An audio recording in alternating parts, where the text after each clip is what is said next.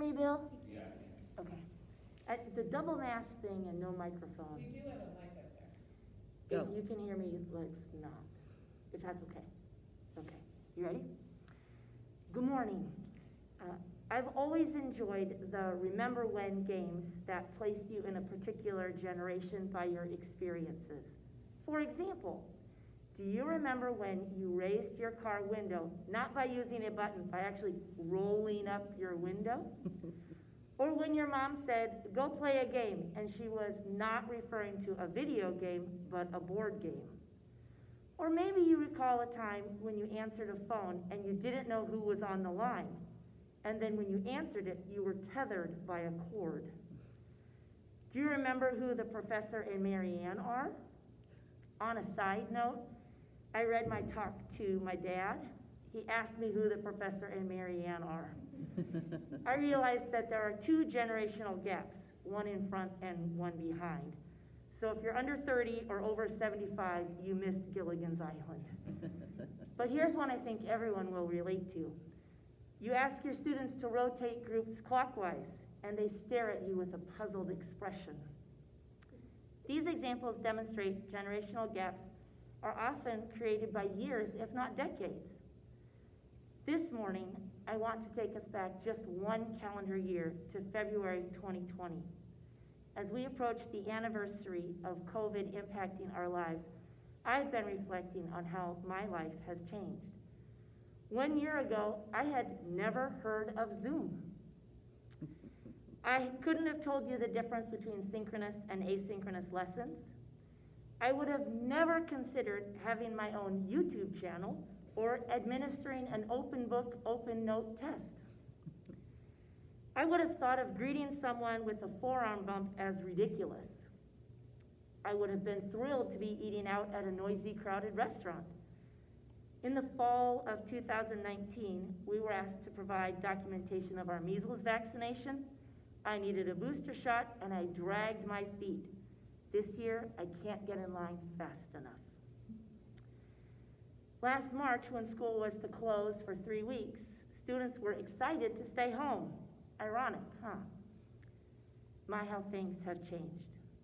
We've been asked to isolate and stay home. Travel was restricted, and many became hesitant to interact with others or enter enclosed spaces. Last spring and summer, events, activities, gatherings were all canceled. These limitations stimulated some creative juices. I had never considered distributing Halloween candy using a chute or a catapult. Graduation and birthday yard signs are now the norm. Although I lamented the loss of many holiday gatherings, I thoroughly enjoyed letting Google Maps guide me through neighborhoods to view the best holiday light displays. We've been forced to set aside our traditional and familiar home and school routines and start from scratch. How do we achieve our original goal given these new COVID constraints? And unlike the transition from the rotary phone to the cell phone, which took decades, the adjustments we have been forced to make have all occurred within a single year. At times, I've found myself reeling from all the change. Personally, it's been difficult, and I don't think I'm alone. I see us managing, but it's not easy. This experience has provided me new insights about myself and what I need to do to stay healthy. I have never had to attend much to my mental health, but I do now. I work to let go what is not in my control, which is far more than I realized. I try to look for silver linings. My relationship with my brother and cousins have only gotten stronger. I benefit from a vigorous daily walk. Watching the evening news, I am reminded daily that I have much to be grateful for. I am healthy. I have a job. Although I've known individuals who have died from COVID, none of my family or friends have been significantly affected.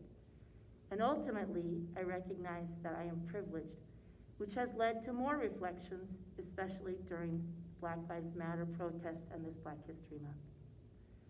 I've been ruminating over these thoughts for several weeks, and I found myself recalling an employee retreat at the Villa, not to date myself too much. Julie Campbell described the meaning of the cross to her. Every cross consists of a vertical piece and a horizontal piece. The vertical piece points to the ground and the sky and represents your personal relationship with God. It keeps you grounded. Having churches closed has made practicing faith difficult. It has taken me some time to discover new ways and places to worship outside the church building.